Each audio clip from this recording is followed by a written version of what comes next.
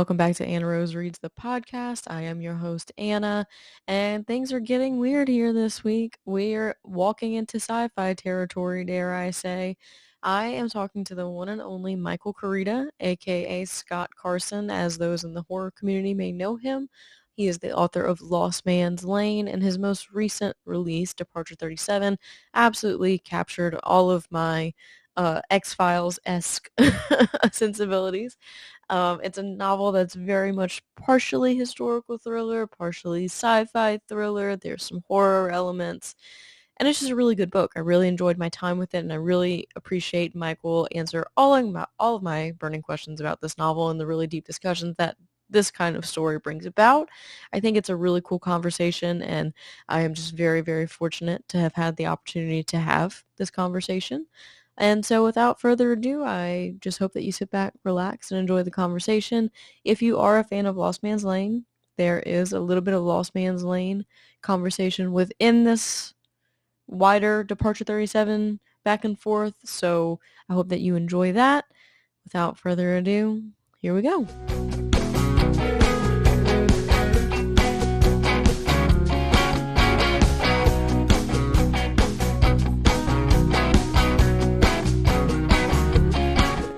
Hi, Michael. How are you doing today?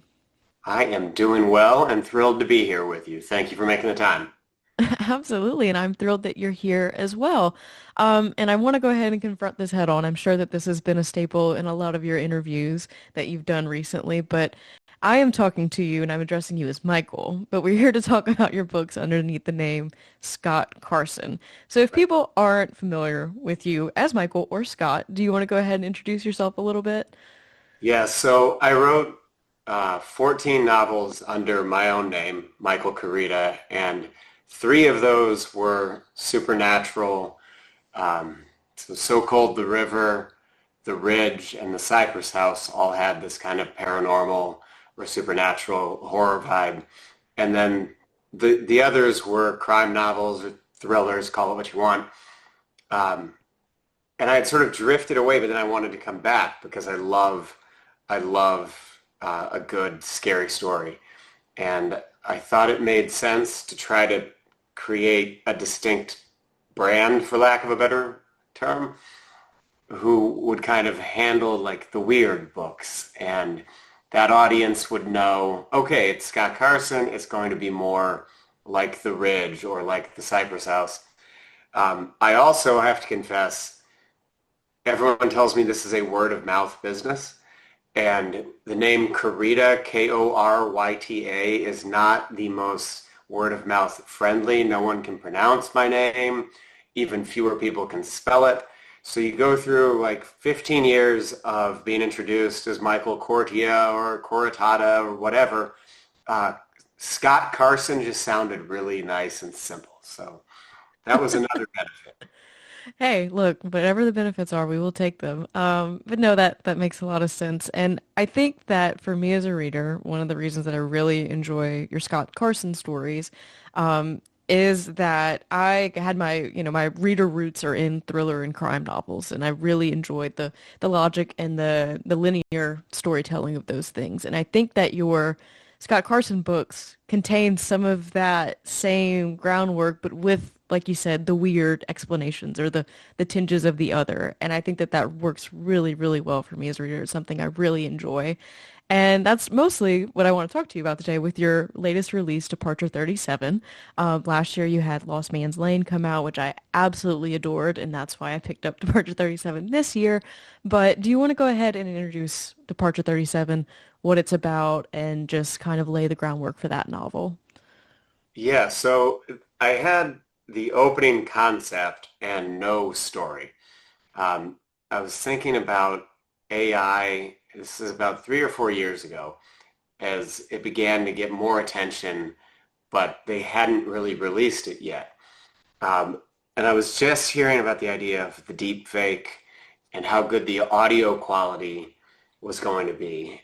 And I had this, I was on book tour in Houston, and I had this moment on a walk where I thought, if a bunch of pilots were to get calls from their airline telling them not to fly, And then it turned out it wasn't from the airline at all, but it messed with the, American air traffic and truly emptied the skies.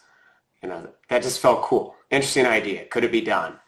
But then it didn't have like an emotional hook for me.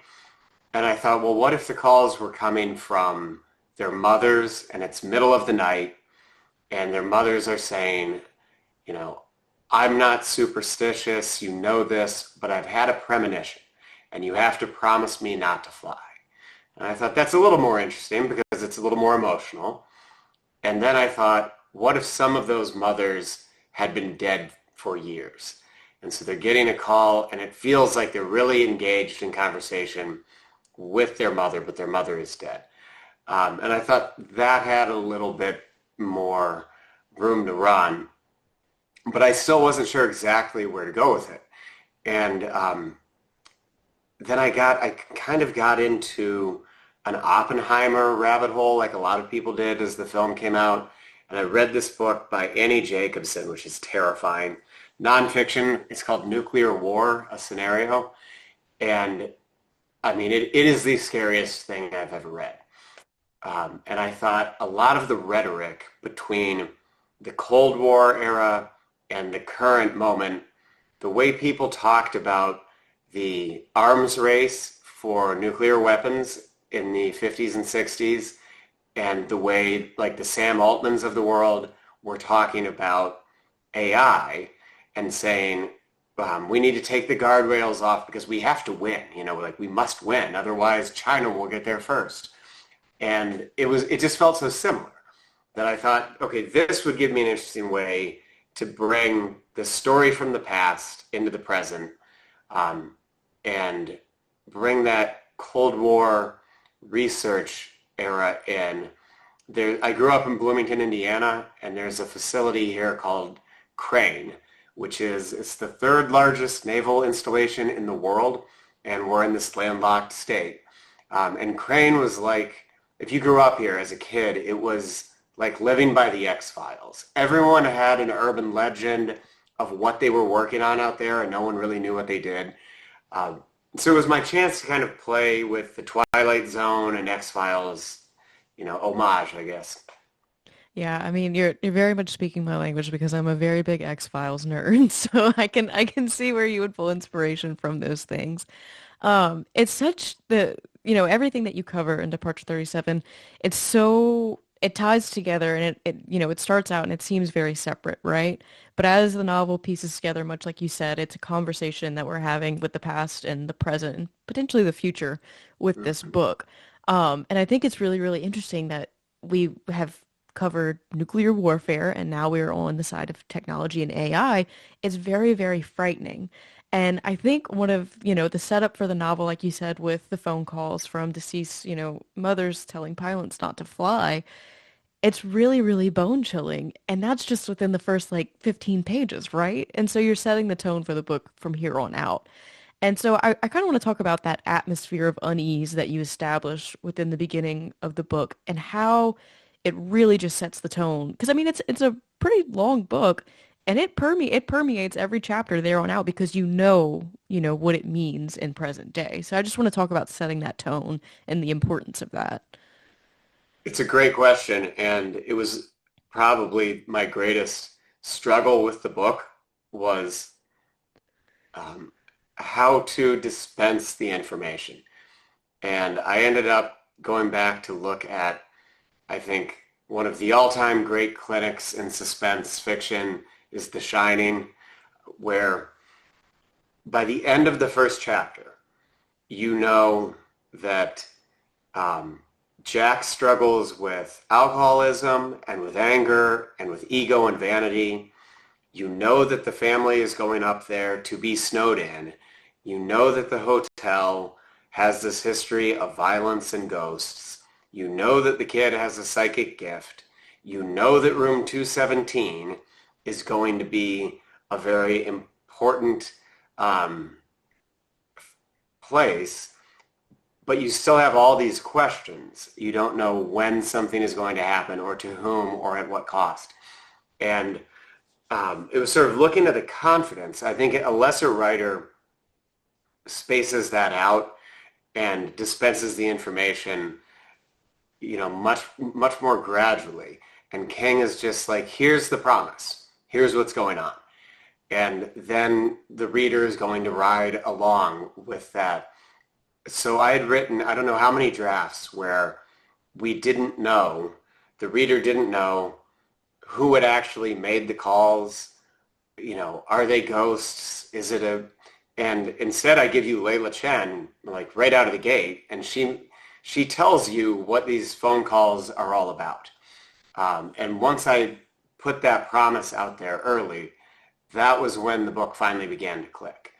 And I didn't have, so Layla Chen runs this organization at DARPA that's supposed to keep an eye on all of their old mistakes. It's like projects they tried and they don't think worked out, but they're not sure. And then this one has sort of come back, and it turns out it did work out. So I had kept her off the page, and I wanted it to be about Charlie Goodwin, my 16-year-old like cynical girl off the coast of Maine making her TikTok videos, talking to this conspiracy theorist, and then my Oppenheimer figure in 1962. And my agent read one of those early drafts, and it was like, you are missing Layla Chen. She can bring so much to this if you put her back on the page. And so I put her back on the page, and he was absolutely right. I think from a pacing standpoint, I think it helped a lot. I don't know if you would agree. Yeah, no, I definitely think so. Layla is one of my favorite characters in the whole bit, especially how you establish her role within DARPA, kind of her attitude. There's a small scene. I don't think that it's a spoiler to say this, and if people have read it, they'll certainly understand what I'm saying. But the cigarette scene, I feel like Yeah. really does a lot of work for setting Layla up for success as a character, you know. And I think, that, instituting the promise, right, that you're talking about, like that King does in The Shining. I think that a book like Departure 37 that's so rich with history, you get into a lot of specifics with airplanes, science, conspiracy, the way that like you said, dispense that knowledge is really, really important because it can be a lot. And what I think really worked for me as a reader was the richness of the characters and their investment in all of these things. And so, like I mentioned with Layla and the cigarette and kind of how she became enrolled in DARPA, that is an instant, oh, we've all been in moments like that, that connection to a greater Yeah. intellectual piece. So it's really fascinating that you have these really wide cast of characters, right? Like Charlie could not be any more different than Abe sometimes, and as it relates to everybody in the 60s and all of these different things. Are you a planner whenever it comes to this kind of character work, or were these just characters that kind of came to life on the page for you as you wrote this story?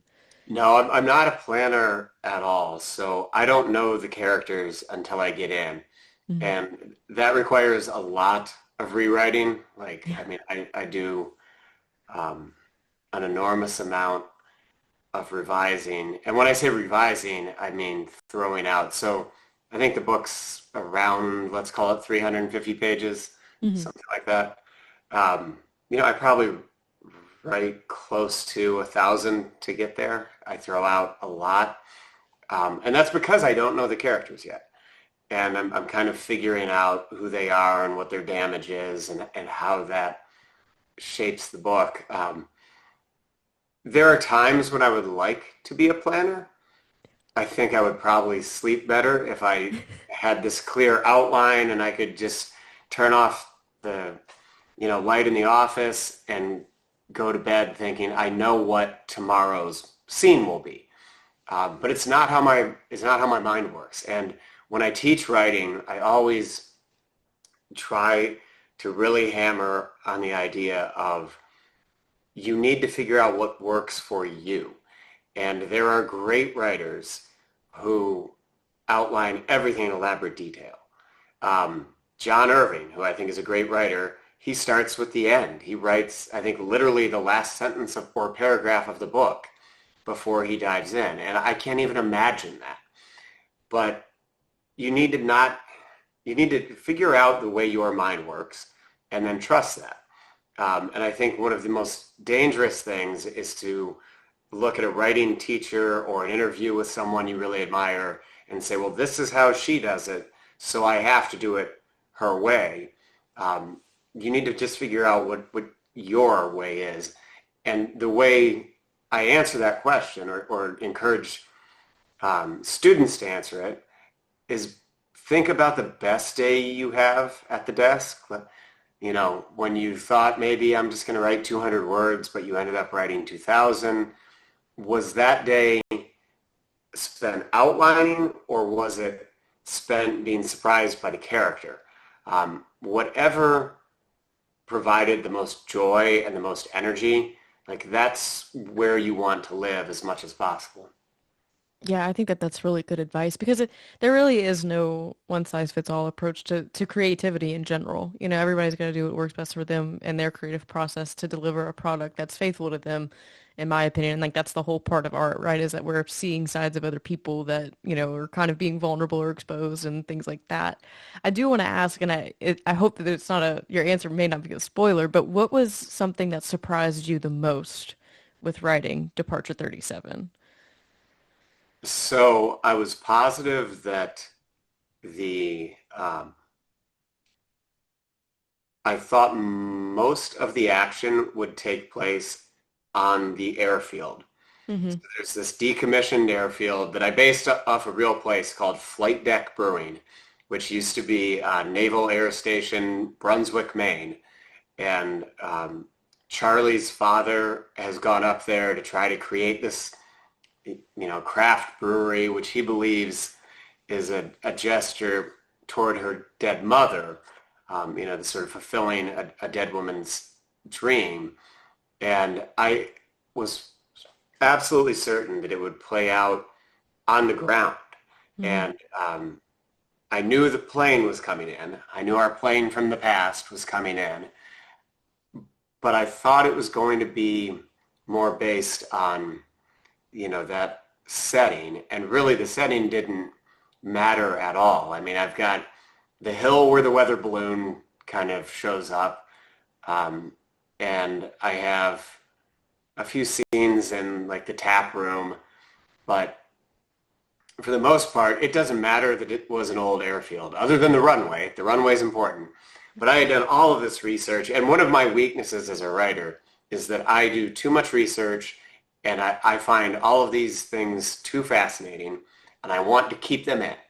And so this is a book where you'll see me struggle with that instinct that I want to load it up with probably too many ideas and too many details. And then it might not feel like it, but I promise I'm trying to pare that back. I've got my trusty red pen right here, and I really do try to cut back on that. But one of the reasons, I mean, I don't know, I'm curious if you share this. One of the reasons I write at all is to try to figure out the world.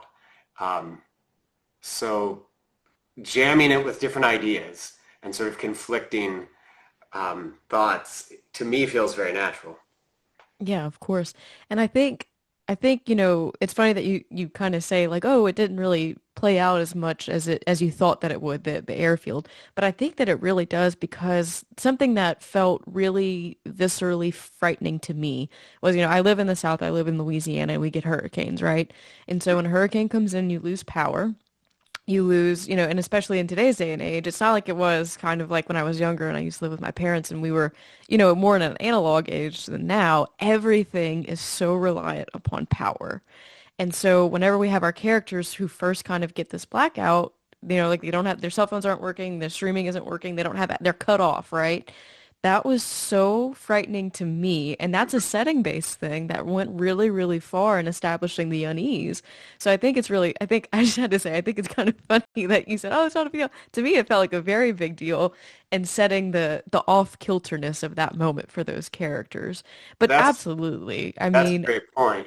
So I guess when I say that I ended up throwing that stuff out, the moment that you touch on is huge for the characters, even these cross-generational types. exactly. Who's our old paranoid guy, and then Charlie, the young one.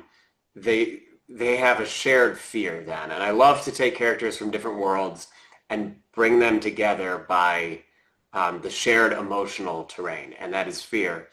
And they feel very isolated, and they know that something is deeply wrong. Once the TV goes out, once the cell signal goes out, the radio even. So that was very important. But in earlier drafts, what I did from that moment is I sent them down. There were these bunkers that they called the mole holes Hmm. that the airmen would go through in the event of an active, if we went to like a hot war. Yeah. And I thought that place was so cool. All Yeah. these corridors and all their, old-fashioned analog 1950s technology that Hmm. I thought I could bring back to life. And so I had anticipated much more of this, a sequence probably closer to what I wrote in a book called The Chill, Hmm. where these ghosts are coming back to life and sort of infiltrating this reservoir. And one of the reasons I backed away from that is it felt like I was repeating myself, which is my Yeah. greatest fear. And then also I was like, you're wasting the coolest element, which is to get them on the plane. Because once they're on the plane, it feels like they're really screwed. You Oh know, yeah. the stakes go up there, pun not intended. But I hope that worked. But I went in the wrong direction, I think, for a long time there.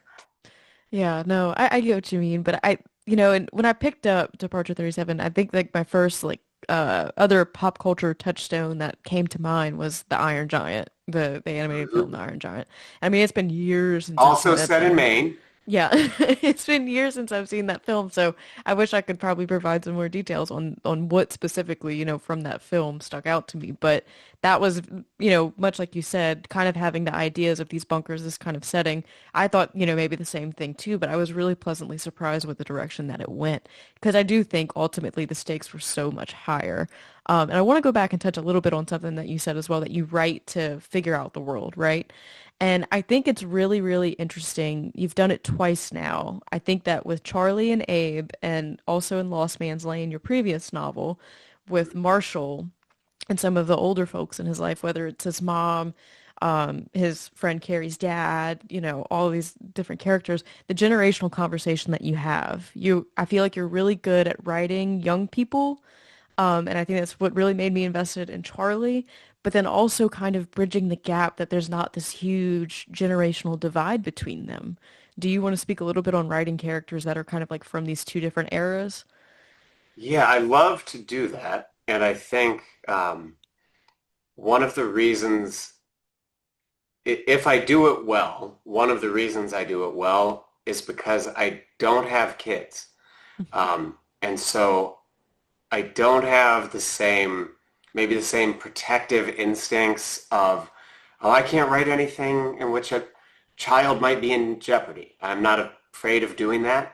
Some of my favorite books are, I mean, let's, think about Danny Torrance. That's a pretty tough place up there Yeah. in the Overlook. But um, I think of kids as, I don't patronize the kid Hmm. point of view. And when you think back on your own experience as a teenager, I think most of us felt as if we were very worldly, we were very sophisticated. If anything, we were smarter than our parents. They just didn't get it. And you wanted freedom and respect so badly until the shit hit the fan. And then you want to be able to call for your mom, like that's the thing. So that was actually something that I was kind of playing with. I don't expect many readers to pause and think about it, but this book starts off with the mothers calling to say, you're in trouble. And I wanted that to be a mirror of the human reaction when we're in trouble. It is, I think at any age, it's like you still wish there was a mom to call or a dad to call and say, I need a grown up in the room to make this right. And as you get older, you want the grown up in the room to be your country, your government. And the moment you realize, uh-oh, uh, mom and dad don't have They don't really have this thing figured out the way I had hoped. That rattles you. And I think so many of us are really, I mean, I can speak for myself.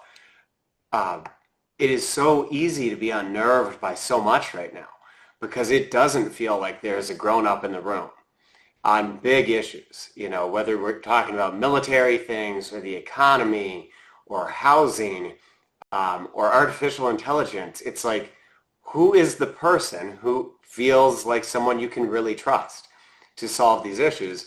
And as you remove that, I felt like the adult reader would very much, if I did my job right, the adult reader would dial into Charlie and feel that same emotional thing of she doesn't have a mom to call.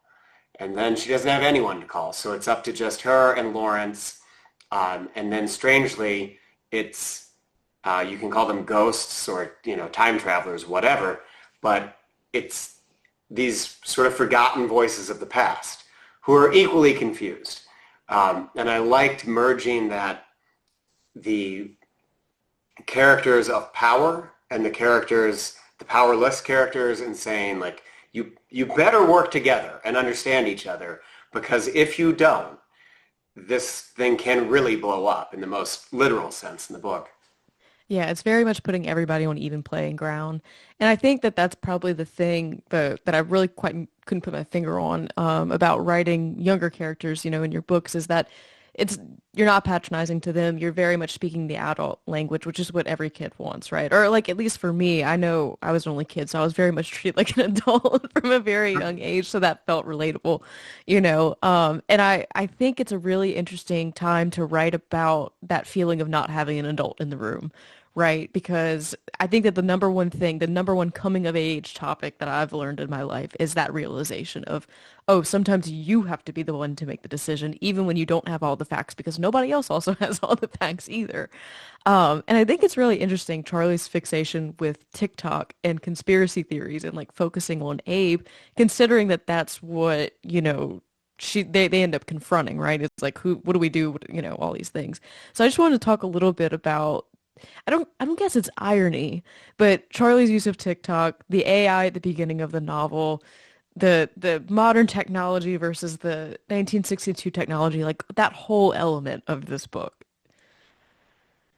It was, that was one of the bigger ideas that I just wanted to take this wide net and kind of squeeze everything together, because I feel like there's so much overlap where you have a large segment of the country who fears TikTok, and then you have a large segment that trusts TikTok more than they do, any other resource.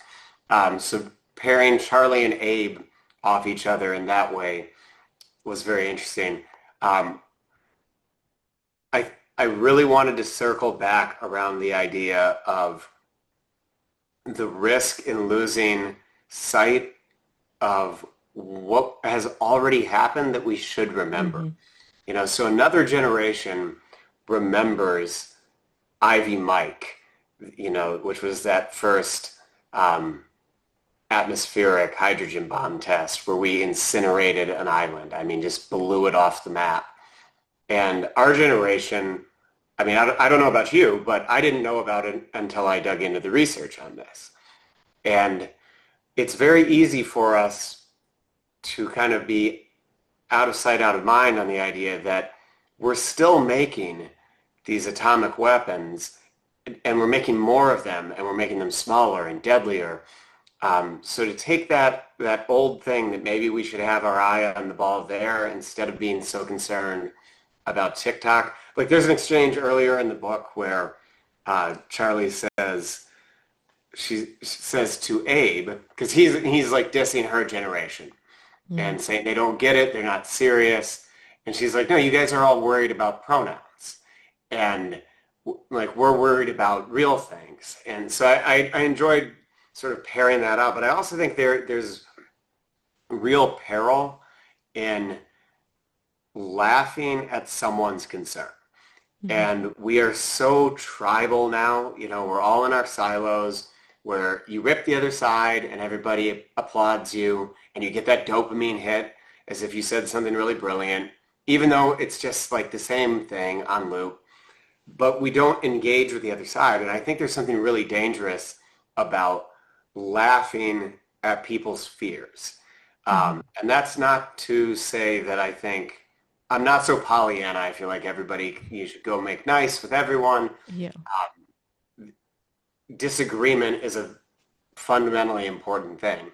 Um, but I do feel like we're edging toward a society that is very happy to mock and snark as opposed to actually debate. Hmm. And that seems really dangerous to me. Like that is one of Yeah. those underlying fault lines where I just feel like we can get into a lot of trouble if we won't even hear each other out and understand that something really does scare another person, even if it shouldn't, even if it's ridiculous. Mocking someone's fear is a risky place to be.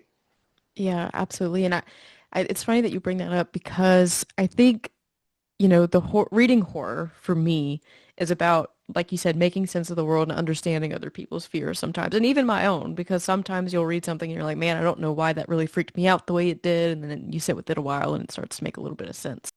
And I think the way that everything has been moving, as polarizing as it is, we're just not having the conversations to be moved to generate progress, right?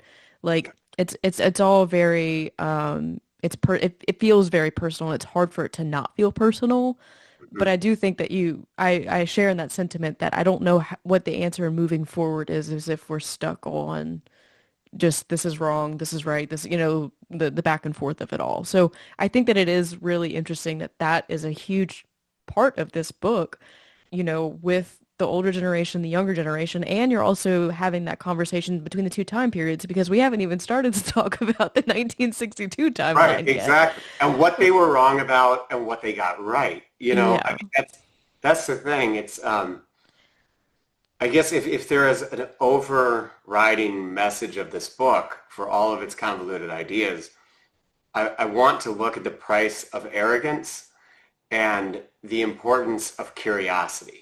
Hmm. And I keep Marty Hazelton is my Oppenheimer kind of figure. He is so inspired by that Einstein quote, which I'm looking at right now. It's above my desk. Have holy curiosity. And I loved the way Einstein, the great atheist, although he wobbled on that from time to time, but he paired this word that's like sacred and spiritual with curiosity. The idea of saying, the man we all revere as coming up with the answers. The thing that he thought was most important was asking the questions. And I wanted that to govern the book. And I think Hazelton in the 60s is the best messenger of that idea because he never trusts himself completely. And then we find out it would be a huge spoiler to explain, but we can't trust him completely either. Hmm. So he is, in a way, he's both the biggest liar in the book and he is the most honest Yep. man in the book. Yeah, his character is so earnest. And I won't, spoil what's going on with him, but he was such a compelling character for, his driven nature, his intelligence, and then, we reveal layers of the onion are peeled back to that. And what we find out is really, really interesting. And I kind of wanted to talk a little bit, I mean, I feel like it would be remiss of me if I didn't talk about the effect like the Oppenheimer movie had on pop culture. Because Mhm. like you said, many people don't know about some of the smaller testing, scientific progress, the things around the atom bomb until something like a Christopher Nolan movie gets made, and then Right. we're all in on it, right? And then we get really inundated with all of this history and the science and this information. And so I kind of wanted to talk about like, did that ha did that movie have an impact on this novel? Was this here before that? And what It do you think the scared, role of like the pop culture is in all of this? um, that's a great question. It scared the hell out of me when it came out because Hmm. I was almost done with the book. And I was like, oh no, will people think that I'm just trying to ride a wave that Yeah. Oppenheimer created? And um, some people might, but at the end of the day, you can't worry about it. And Yeah. my book is so different fundamentally Hmm. that I don't think there's too much risk of that. But I had been writing about, uh, you know, Doomtown, that place in Nevada where they Yes. did the testing and they built this replica of an American suburb right down to the creepy mannequins, and um, then they blew it up and they went to see what happened. And so I was so far along with the book that I was like, okay, well, you can either view this as a problem or you can view it as the best thing in the world, because suddenly it takes this dusty old story and makes it new again and everyone's talking about it. So I think I'll probably benefit from the film more than I'll be hurt by it. But I have to say it was one of those where I walked out of the theater a little bit nervous, because I had so many scenes and I ended up cutting some scenes that felt, for example, I had written scenes from Hazelton's point of view Hmm. during the Trinity test. Okay. And Oppenheimer just, I mean, Nolan lives there in those Yeah. big scenes. And I was like, shit, I can't have those anymore. I didn't think I could. So I cut quite a bit and sort of redirected him. And it's so funny because one of the things that I was like, I'll move him over to a different type of research a little bit that no one is talking about and Mhm. will not be controversial. And that was cloud seeding. Yeah. And so then the book comes out, and suddenly it's like, this is the big conspiracy theory of the moment. You know, everyone on the right is being accused of wearing a tinfoil hat and blaming the floods in Texas on this. Um, on the other hand, it's like if you do look into the history, we did try to use it as a weapon. Like in Vietnam, we weaponized cloud seeding. There is very limited evidence that it worked, that it was effective, but it led to this treaty where we said we would not toy with the atmosphere and the climate as a weapon again. But it was so funny because I just became fascinated with Bernard Vonnegut, Kurt's brother, who I didn't know had even existed. And I just thought like, well, this will be my thing that no one knows about. And then of course it's like somehow that shows up. So my lesson learned is trying to like stay ahead of the culture is impossible. Oh You yeah. just need to keep your emotional authenticity to the book, and that's your only job. Yeah. No, that makes total sense. And you're right, it is such weird timing because I don't know what I don't know why right now, but there's a research. I think it's because Netflix just dropped this Hurricane Katrina documentary that people, like everybody's like in short, on social media saying, "Oh, like the government caused quote unquote Katrina." And we're not people are not saying that, like they formed the storm. They're saying, no, like FEMA didn't show up to help us. And that's why Yes. it was this, but Yep. nobody's interpreting that way and they're running with the weather manipulation. And Well, this it's is really funny that you the mentioned that. great thing of our moment and our time is no one needs to read the story or watch the movie or have the conversation to have an opinion about it. Yep.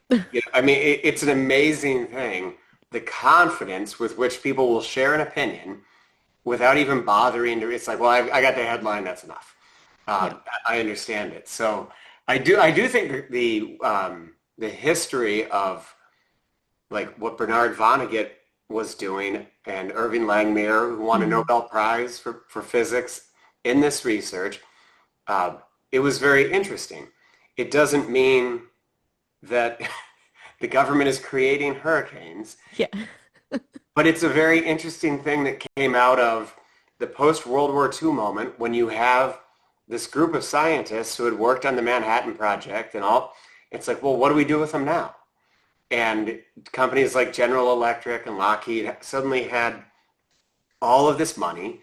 And it was a time in research science where the approach was basically, why not try it? Hmm. See what happens. Like, which is an incredibly dangerous approach, but you have to think, when you think about it as a scientist, it had to be an unbelievably fun time, Yeah. like be in that moment. When you read about this guy named Vincent, I think, Vincent Schaefer and Irving Langmuir and Bernard Vonnegut in this little Cessna or whatever the plane was, they're just dumping dry ice essentially into a snow cloud just to see like what happens, which is such a bizarre idea now. But there was something that just seemed kind of like romantic about that era because Yeah. there really was a hopefulness um, where they thought there were a lot of people, and Hazleton is not one of them. Neither was Oppenheimer, by the way. But there were a lot of people who thought we had ended war. Hmm. You know, like Yeah. there was no way you would have a shooting war again after the bombs. It was 80 years ago Wednesday. Hmm. Um, that turned out to be wrong. Yeah. But, Yeah, I think that's something that Departure 37 does really well is it confronts the idea of science of like and the social responsibility of it too. Like we were just talking about you don't have to be well read on something and have an opinion. It's like that third option C of saying, "Oh, I don't know enough about this to comment on it," is out the window. it's out the Um, window now. Yes, yeah, it's gone. absolutely. But as far as the science aspect is concerned, and with Hazelton's character, it's the same thing that you talked about with Einstein's quote. It's kind of like that just because you can doesn't mean that you should. Like Yeah. what's the long-term ramification of this and your role in this? And I think that you do a really good job of taking Hazelton's character, upping his personal stakes to amplify what that means on a grander scale. So, there's and not to spoil, but he kind of gets entangled with some people and he has some personal revelations about himself and it dictates the decisions that he makes about his science, which we see in present day is, tied to what's going on. And I think that that's a huge, huge comparison that we can make to Oppenheimer's work on the atom bomb and where we're at today with warfare, just like you said. So how did it feel? It feels like a big thing to write, but also when you just look at Marty Hazelton, he's just a compelling character.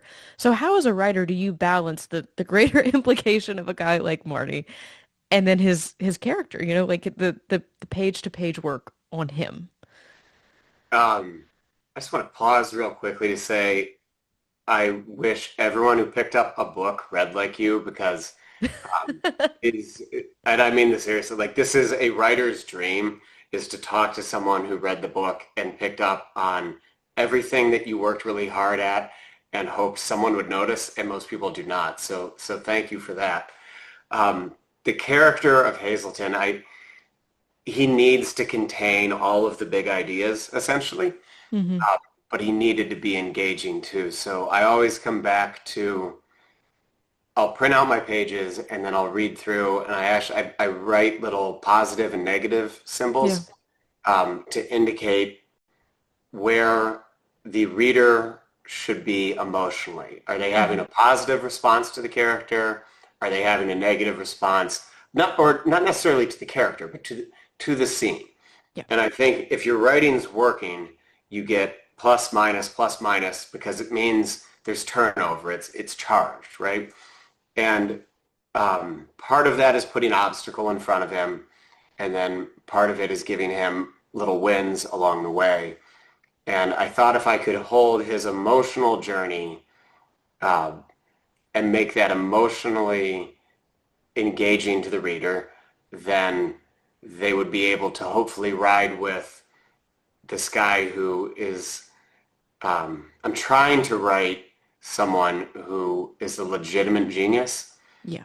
And one of the coolest responses I've heard so far, I did a podcast interview with someone, and then there was some other interview last week where people told me they had Googled Marty Hazelton to see if he was real Yeah. because he's so immersed in every other scientist I reference is real and every bit of work is real. And so I tried to really ground him in that moment as much as possible.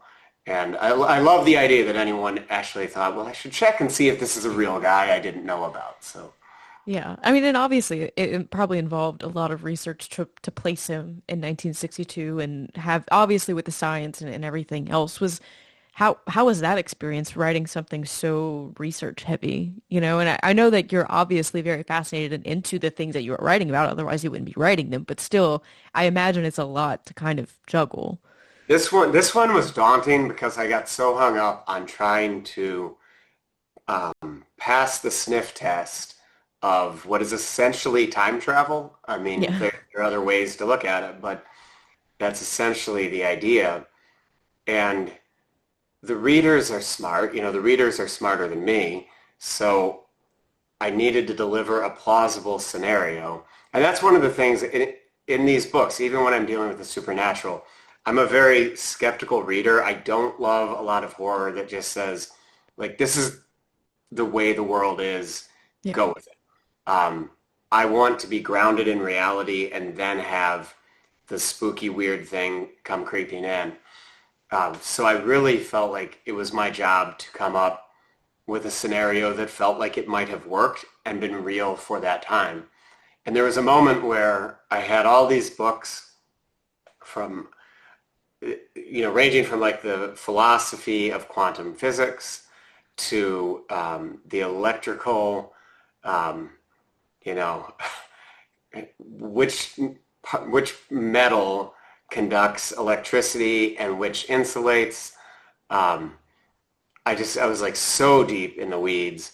And my wife said, you don't actually have to solve time travel. And I was like, but I think I'm getting close, honestly. If anyone would give me the budget to test this, we might have it. So that was when I knew I'd probably tipped over a little bit on the research. Oh no, that's great. I love that very much. I can imagine, like, having read the book, I imagine how much work went into that. But I think, in the end, as great as all the research is and all that, there's a certain romanticism that you write about Hazelton's love of the science and the chase and figuring it out. And also his own personal, for lack of better words, demons of, his past and what he's confronted with. And I think it ends up being about humanity in the end. And I think that that's really where, your heartstrings are pulled on by the end of the novel. Um, and there are other certain side characters in his life that I think kind of play that up. At what point did you decide to introduce some of these side characters to kind of up the stakes of his personal investment in things? I don't, probably in different revisions, really. Yeah. Marilyn Metzger becomes very important. I knew that she would walk into his life, um, but I didn't know whether she was really a spy. Yeah. I didn't know who she was working for. So that's one of the reasons I like not having an outline is it puts me on the same footing as the reader, Yeah. but more importantly, it puts me on the same footing as the character. So when someone walks in and surprises the character, I'm already dialed in. And I think it's a little easier to hide the ball Hmm. uh, because it's very organic. I don't know what's going on. So it's pretty easy to, anytime a reader comes up and says like, oh, I saw that coming, like, well, that's interesting because I didn't. So, I guess you should write the books then. You're clearly better at this than I am. But his journey was probably tougher for me to get right balanced against Charlie, whereas I Yeah. felt like I understood Charlie pretty well. And I was just coming off Lost Man's Lane, and I'd done that coming of age journey, and I knew I wanted to get to a point you talked about earlier, that moment when one of the most unsettling moments in your life is when you realize the adults don't have it all figured out. In Lost Man's Lane, I describe that as it's the moment when you have to carry the shovel, Yeah. right? So Marshall, there's the snake in his house. He runs across the street and he gets Jerry. Hmm. And it's this moment when you realize, like, just because Jerry is a 45-year-old man does not mean he is excited or feels equipped to walk into a dark house looking for a rattlesnake. But when you have children around, that's your role, right? You Hmm. need to make the hard decisions. And that is, um, ultimately, that's the role of government too. Yeah. You need someone there who's going to make the hard decisions who you trust. And the moment you feel like that person can't be trusted anymore is deeply disturbing because then you feel alone. And I don't think there's anything more terrifying than feeling alone and out of control. You know, Yeah. those are the things that really scare me. Yeah, that isolation is a big one, is a really, really big one.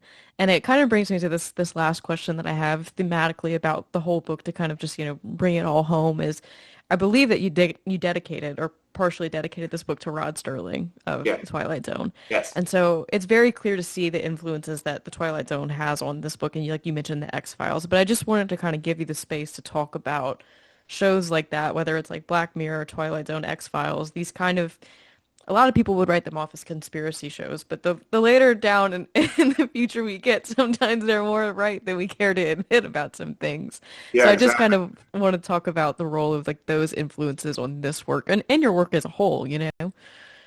Yeah, I loved so I thought about going back to rewatch all of the Twilight Zone while writing Yeah. this.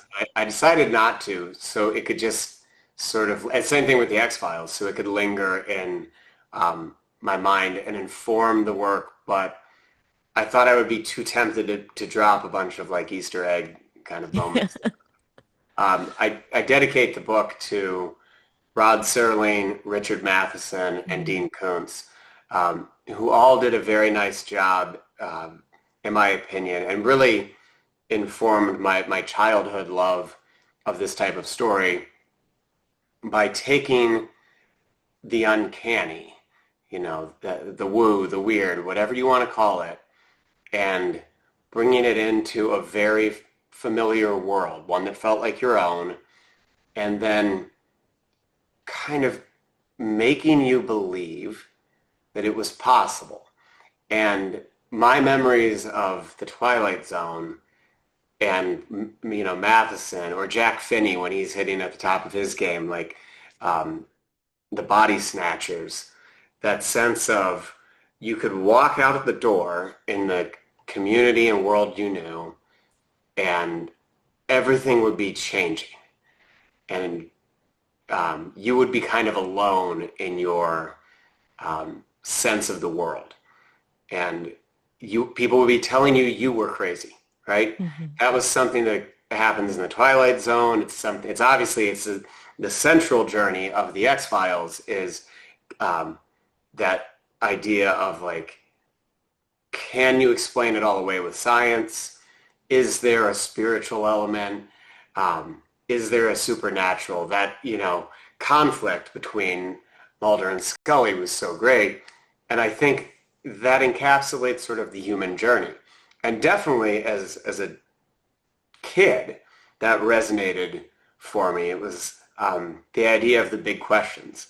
Yeah. And everyone promises you this is the way the world is, and then something happens and the world changes a little bit, and they go back and try to explain, well, we just learned something new. But when you think about how quickly the world really moves, I mean, in 100-year span, we went from the idea of commercial aviation seeming kind of far-fetched to landing a man on the moon, to coming up with the atomic bomb, to walking around with iPhones in our pockets, and now AI, and I'm sure the meta glasses are going to be Oh 6 God, months yeah. down the line or whatever it is. Um, and it's so bizarre. The world is so bizarre and moves so fast. And the thing that moves slower, in a good way, I would argue, I should qualify that. It can be good and it can be really bad. But the thing that moves slower is human nature. So I enjoy taking those stories where it's like the speed of tech is moving out here exponentially, and then human nature is crawling along behind it. Yeah. We are unfortunately very predictable, I think, when it comes to some of those things. Absolutely. And those writers that I mentioned in the dedication just all did a great job of inspiring curiosity in me and making me love, um, just as an audience member, I love the feeling of paranoia. Yeah. That any kind of a movie what Hitchcock does so well, Hmm. um, when whether it's North by Northwest or you could come up with 100 examples, but someone who really just walks into their normal day and suddenly everyone in the world is saying like, no, no, no, the world is different now and you're the bad guy. And you think about North by Northwest, he's just trying to establish his own identity. And he doesn't understand what role he has in this conspiracy at all.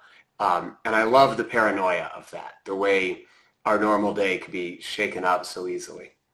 Yeah, I feel that way about Rear Window, and it's probably no surprise that I'm such a big X-Files fan because of the Mulder Scully dynamic versus, the dynamics in Rear Window of him Yep. trying to convince everyone around him, like, I did see him murder, I I saw this. swear. Yes, Yeah. exactly. And he also, Yeah. Rear Window is such a great example because when we talk about human nature, um, there's this great kind of wink at the audience where we are all voyeuristic and we pretend it's innocent.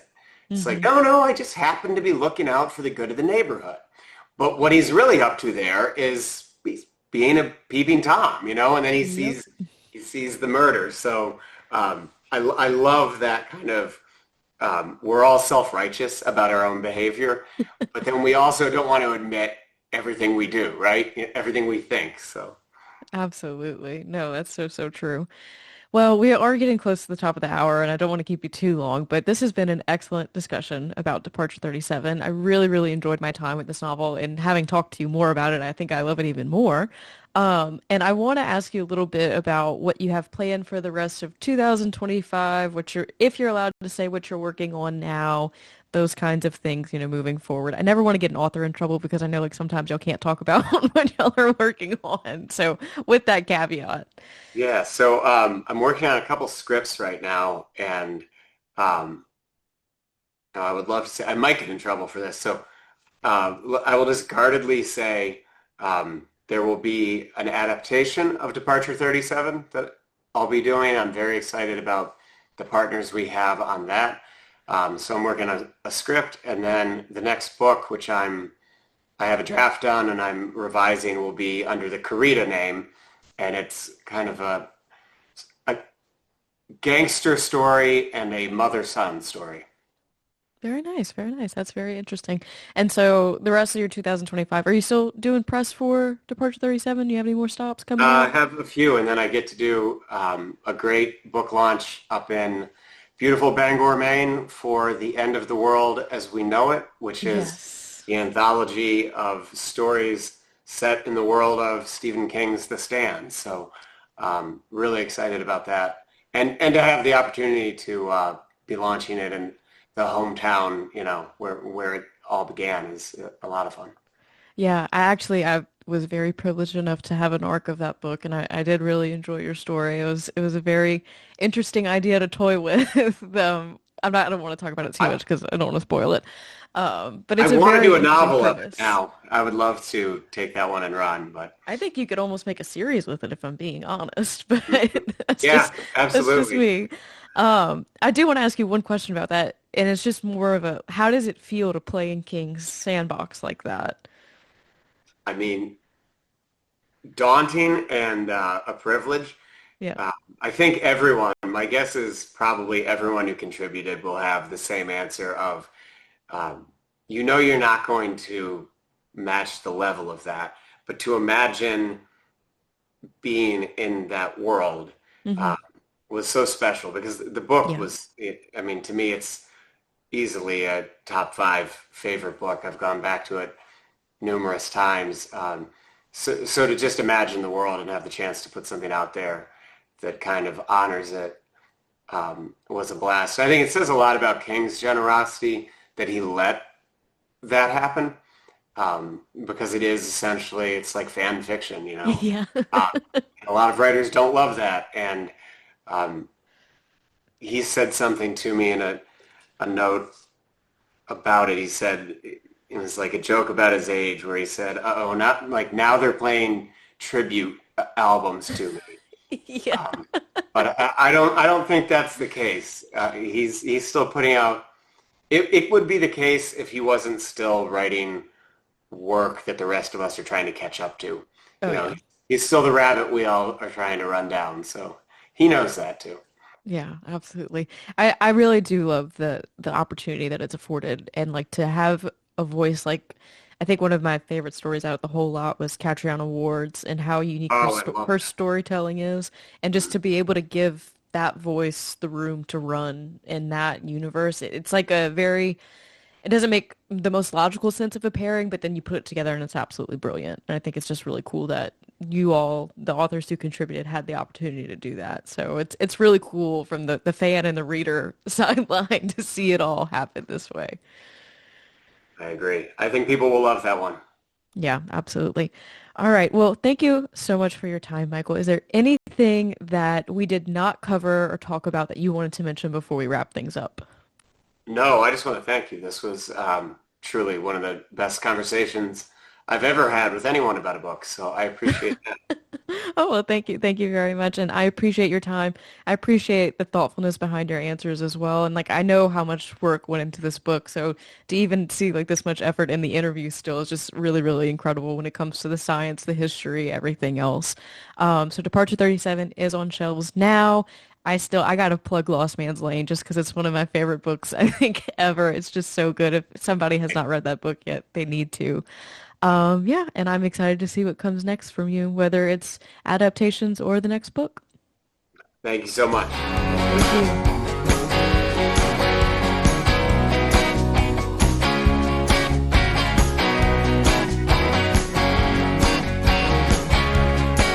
Once again, a huge thank you to Michael for his time and answering all of my questions about Departure 37 and a little bit of Lost Man's Lane. I'm sure if you know me, you know the X-Files nerd that I am, as I bring it up at least once a week, you could probably sense my palpable excitement through this recording whenever it came up naturally in this conversation. It was a really, really cool hour to get to talk to Michael about all of these things, especially, it feels very timely with the emergence of AI and all the new technology and everything else that we're up against in the world. So time of conversation, good conversation, very, very thankful as always. The next few weeks are looking to be very, very busy. I am still working out a definitive schedule for you all, but almost undoubtedly you will be getting extra episodes. They may not be full-length episodes, but you will be getting extra episodes from me in the near future.